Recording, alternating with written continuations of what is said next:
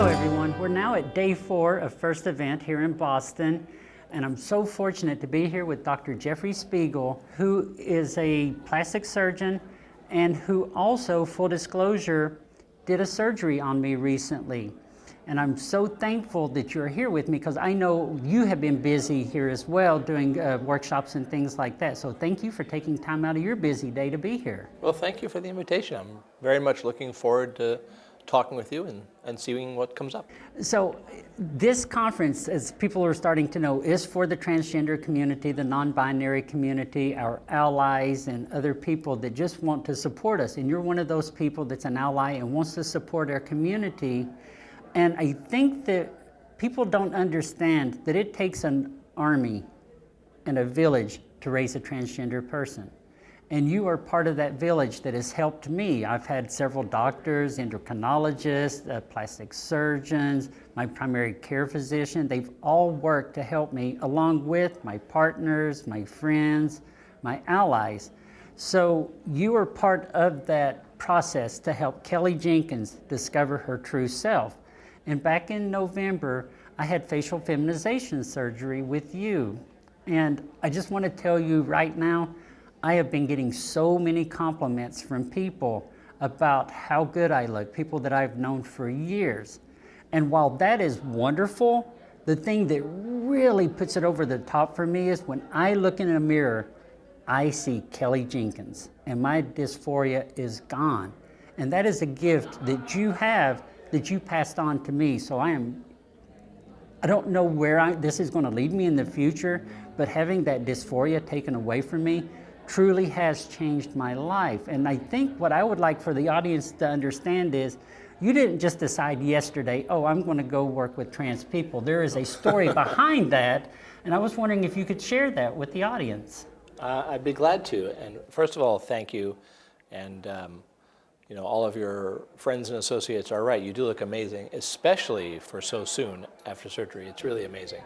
First, I just want to touch on one thing that you said about looking in the mirror and being happy with your appearance. A question I get asked often is, when I look in the mirror after surgery, am I going to recognize the person there? And people are sort of afraid that they're going to, you know, look in the mirror and they're going to see someone completely different from who they are. And paradoxically, it's the opposite of the fear, is that when you look in the mirror after surgery, what I get told is, rather than seeing someone else, you see yourself for the first time. Yep. Or for the first time in so many years, you really see yourself instead of looking in the mirror and seeing someone other than yourself. So it's a very funny twist on the fear that people have. It is. Thank you for saying that. Yeah. So how I got involved in this is I trained in head and neck surgery and facial plastic surgery, and I had a special interest in cranial surgery, which is skull and bone surgery in addition to everything else. And after finishing my training at Harvard here in Boston, I moved across town to become a professor at Boston University. And very early on in practice, a transgender woman came in to see me. And she said, I'm a transgender woman. I need to look more feminine. I feel like I look too masculine. Can you be of assistance? Now, this is 20 plus years ago. Wow. And I thought to myself, well, I do surgery, and I know how to do surgery. And I had 6 years earlier done some work with Dr. Doug Osterhout, who was one of the people who pioneered facial feminization. So I knew, you know, in general about the concept, but I hadn't thought about it much in the intervening years. And I said to her, well, you know, it's not something that is done very frequently, but here's what I suppose we could do. And she said, yes, let's do it. So that was a bit of a surprise to me. I saw you went, well, and that was exactly it. I thought I had the same exact reaction, like, really? Okay. So, so we did the surgery, and she was very, very happy. And I was so happy that she was happy. And I said to her, you know, that's wonderful, and off she went. And I thought that was going to be an interesting anecdote in my career, that I once did this surgery and helped someone, and they felt really good about it. But that person told someone who told someone who told someone who told someone, and I started to see a lot of demand for this. Now, at the time, I was a very new professor at a university, very interested in research and advancing scholarship, and I still am. So this was a very interesting question to me. Why do we not know what makes a face masculine and feminine? You know, we know a lot of things, or at least so I thought, but something so fundamental as that was completely unknown. So there was no research before at this point? Hardly any. Wow. Okay. Hardly any. There was a little bit in anthropology and forensic anthropology about, you know, bone shapes relating to men or women, but it was very little. So most of the research going on in the plastic surgery world related to the face was on little minutia, the angle of this or that, or the which stitch to use, that kind of thing. And this was a much bigger fundamental philosophical question which appealed to me. So it became a great area for me to focus my thoughts on, and over the last 20 plus years we've had many insights and innovations and been very fortunate to be able to help a lot of people. Are you on the forefront of some of those innovations? Well, I'd say so. You know, we published the first ever research paper showing that facial feminization surgery improves the quality of life and health of people who receive the surgery. We were the first people to publish a way of using fiber optic technology to safely do an Adam's apple reduction. We were the first people to publish on the way to safely and effectively do a lip lift with a rhinoplasty.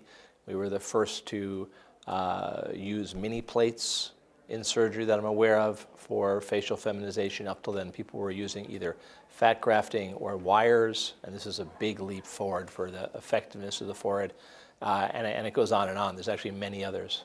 And I picture you more as a scientist now, working in a lab somewhere with collaborators coming up with these things, saying, well, what if we try this technique instead of that technique? What if we do this instead of that? Is that kind of how it happened, or was this you sitting down, brainstorming, and then coming up with it? Yeah, it was more the latter. It was more me sitting at the kitchen table with a notepad and reading every paper that was published in perception journals, in the psychology literature, and scientific computer journals on how computer scientists are trying to image faces and determine differences between male and female faces.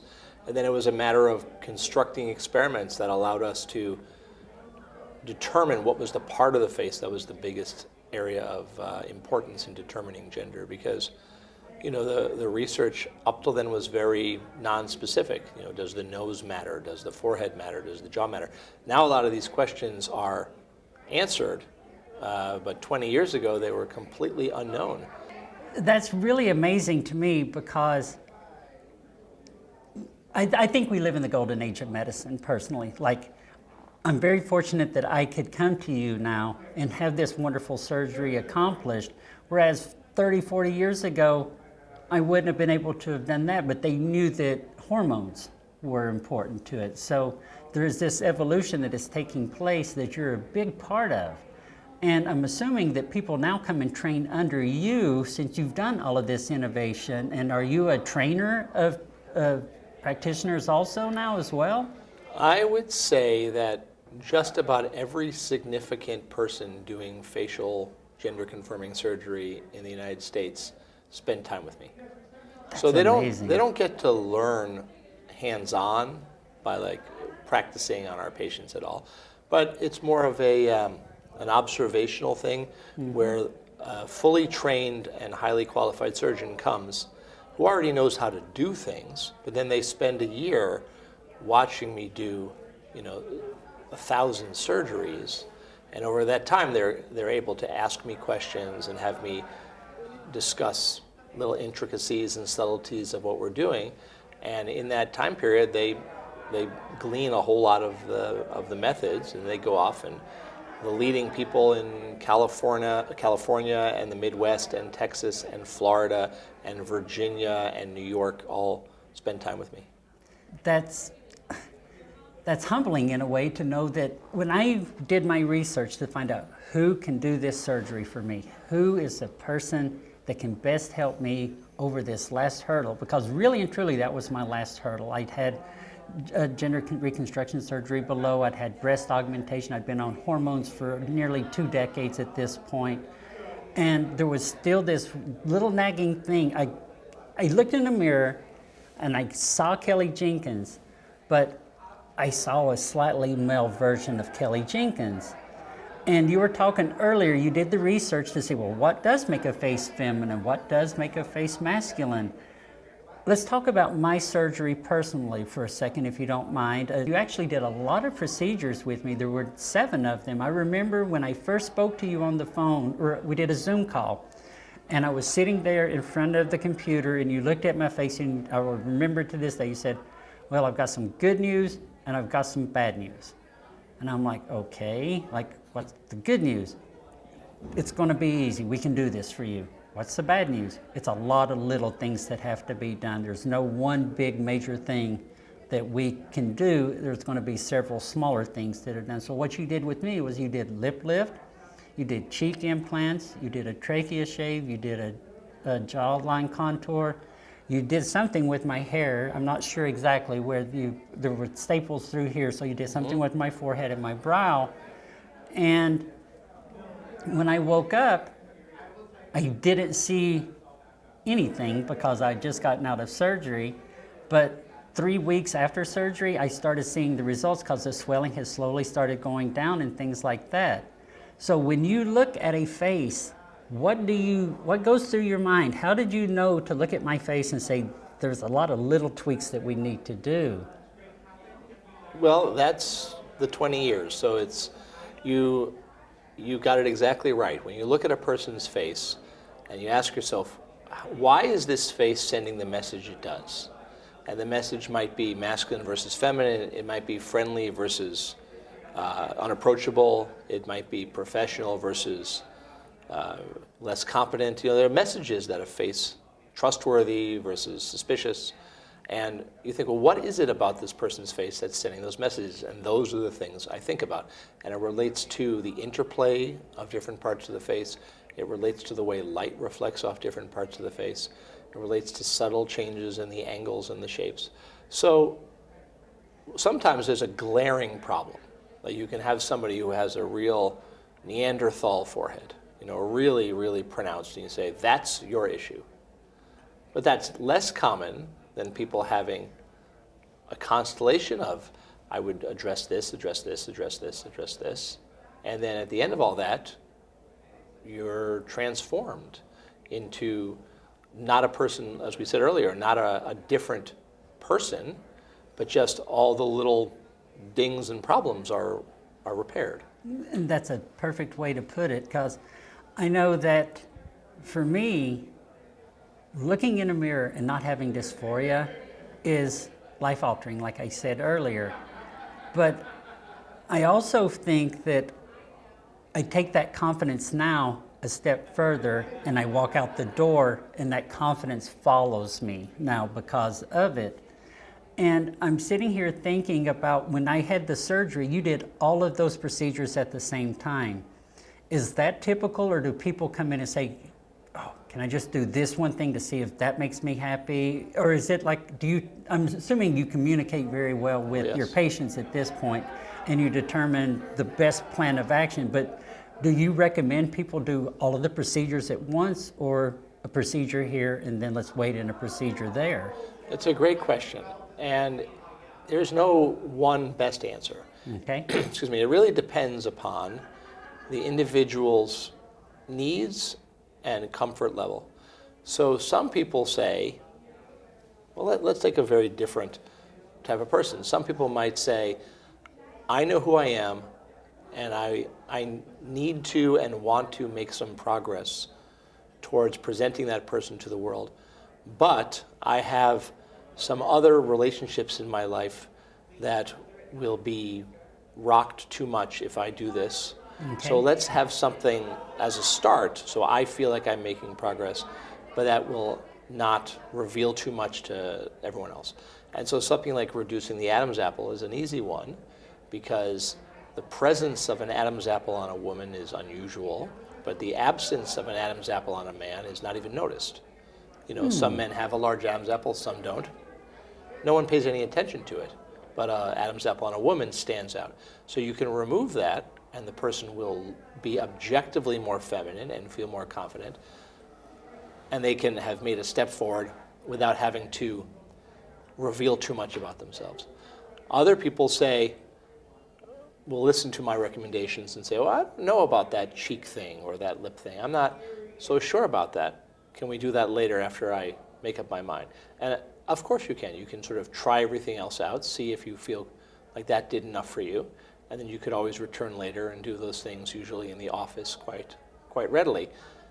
The advantage of that approach is that you get to dip your feet in the water and do what feels comfortable. Okay. The disadvantage is that if it was ultimately something you wanted, it's that much longer time period before you get to your goal, right? So if your goal is to look as good, as feminine as you can tomorrow, well, let's not take 3 flights to get there. That was me. Take the nonstop. Let's go, doctor. That was my approach to it. Let's do it. So and everything has to be customized to the person's life and relationships and professional and family obligations, and that's a lot of what I want to talk to people about, so we can get them what they need. Yeah.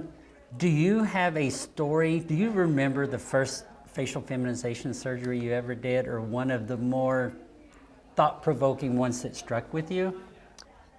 I remember a lot of them, almost all of them, and they're the ones that, or as time passes, the ones that stand out are the ones that diverge from the norm. But I think I'll twist your question around a little bit in a way you might not expect, which is I want to tell you how doing all these surgeries has changed me. Okay. So when I do these, having worked with thousands of people who are transitioning and having done tens of thousands of surgeries, what's been remarkable to me and what's helped me grow as a person is seeing how people face challenges they're given. So the people who come to see me are remarkably empowered people who said, I have been faced with a challenge, and it's sort of an undefined challenge. It's not like walking down the road and there's a hole in the road, you have to get across it. It's obvious.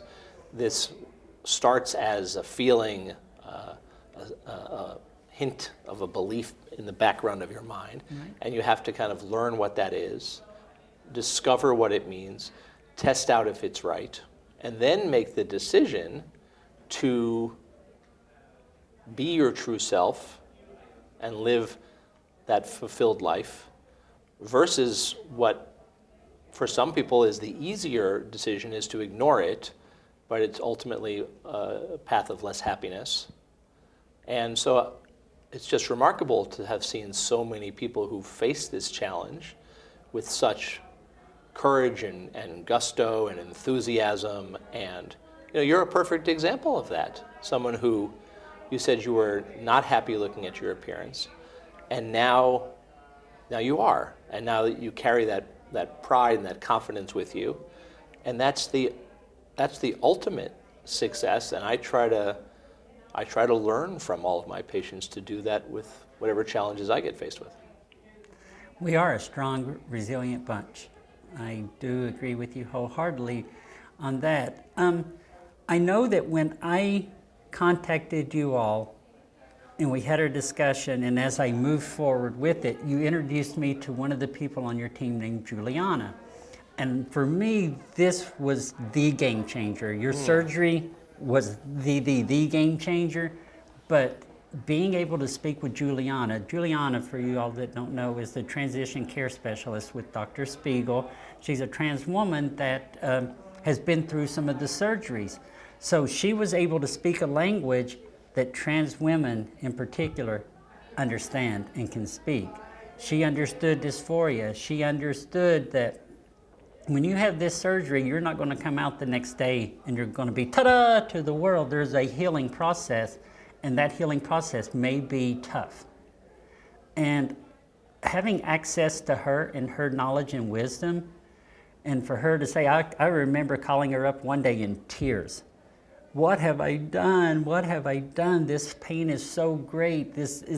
like, because in the back of my mind, I'm like, this is going to be worth it, but whew, this is a lot of pain to be worth it. And she was there and she was like, Kelly, you're going to be okay. Trust me, I was at this same spot. It was tough for a day or two because you're healing and you're coming off of anesthesia 3 or 4 days later, Yeah. and all of these things are happening. You're going to be okay. And she was there for me to call. The case manager, Carol, I called her hundreds of times and emailed her hundreds of times, and she was there for me.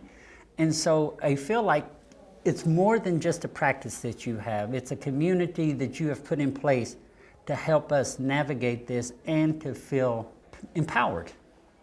And how in the heck did you go about thinking, you know, I need to have a trans woman come in here that can speak the language to trans women? That was a stroke of genius on your part. Well, thank you. You know, most plastic surgery offices or medical offices will have a single person who is like a patient coordinator who helps people schedule surgery and explains what to do before and after surgery. So we really have 5 people in that role. And the reason is because we want each person to be able to field 100 phone calls and 100 emails from each person so that they always feel taken care of and protected. Mm-hmm. Because I recognize that, you know, another day at work for me is doing these procedures, but for each person who comes to see us, it's their one and only time. I sometimes think of being like Elton John. You know, Elton John has sang Benny and the Jets so many times, but for each person going to the concert, they want to hear it, and it needs to be special and done right for that person so that their experience is right. And so having all those layers of people to help was important. And we were doing that because we really want our office to be the most luxurious and the most pampered plastic surgery office in the world, but it still wasn't enough. So it was good, and I think it was better than everywhere, but for transgender patients, sometimes even still, it missed. And I think that the surgeries came out fine, they healed fine, but they had their concierge experience and the person to reach, but they didn't maybe feel the same connection that they would with someone who had that life experience. So we had this idea of let's hire someone to be a transition specialist and really help people with all the emotional aspects of some of what I was hinting at. You know, will I recognize myself? Is this going to work? Am I going to be happy? Is this normal? Am I the only person who's ever felt like this?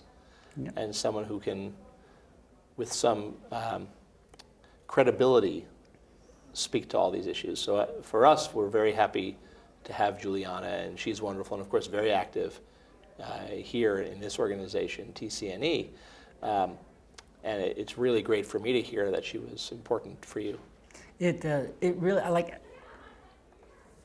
I consider her a friend now. That's what you've done. You have introduced a new friend to me.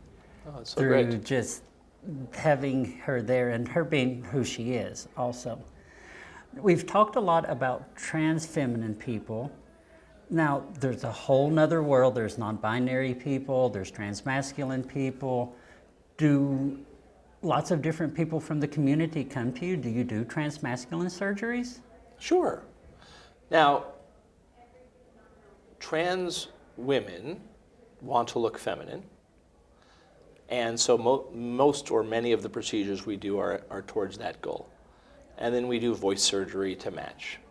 Transmasculine people, the hormone supplements that they'll take or the hormone injections or treatments are very good at masculinizing. They'll help people to develop masculine or male hair patterns of growth and loss and body hair and sort of a male fat distribution and other things. So oftentimes that's all they need for appearance. But for people who do want to, say, have a more pronounced Adam's apple or a stronger chin or a stronger jaw or a change to their nose or any of these things, we can adjust it any way they want. And for people who are gender non-binary or have a different sort of feeling or classification, it's very personalized. It's very much asking the person, what is your goal? Like, you know, how would you're having a unique experience, how would you like to present to people? Yep. And helping people to achieve that.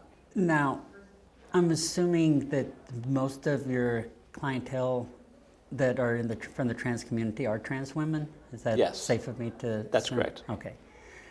I think that a lot of times society also puts this is the woman. We see it in social media, we see it on TV, we see it in movies. This is the standard of beauty.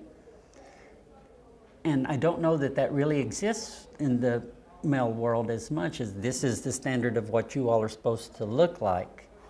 And so I think you're right. I'm picturing you sitting there with your notepad now thinking, what can I do to this man's chin to help him be more masculine looking? What can I do? So it's the exact same concepts of thoughts that you were having on how to help that community as well. That's right. Okay. I mean, when do you have time to have a social life? Like, it sounds like you're a busy human. There's got to be something that helps you to step back. Because, I mean, you have to feel very accomplished. I mean, you've helped me, you've helped thousands of trans people over the years. But this is kind of an aside. What do you do to relax? Well,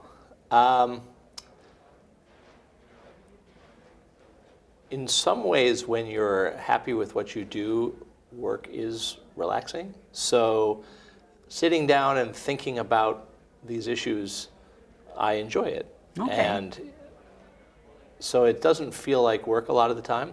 But to get completely outside the realm, I play the piano. I love nice. listening to music. I tell bad jokes, and I love to cook. Do you have a good bad joke to tell us? A bad joke? I only have bad jokes. Let's hear one of them if you don't mind. Oh, but it's not. I'll share mine with you too. I've got a good one. I tell my middle school All right, students. let's hear.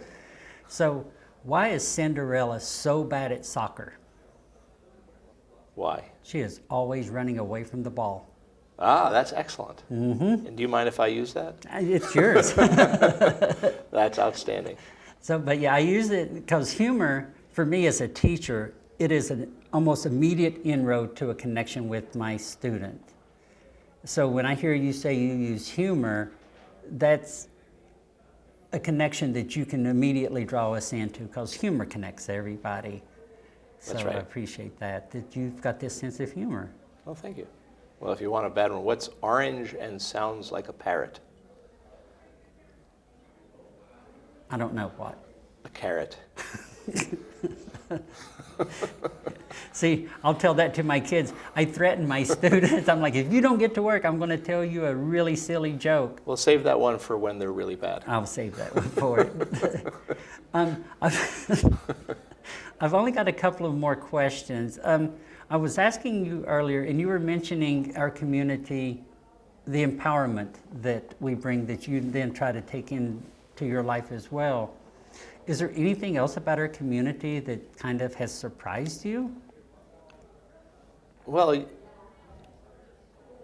yes. I mean, but it's, there's this thing in science where, association between things doesn't necessarily mean they correlate, or correlation doesn't imply causation, things like that.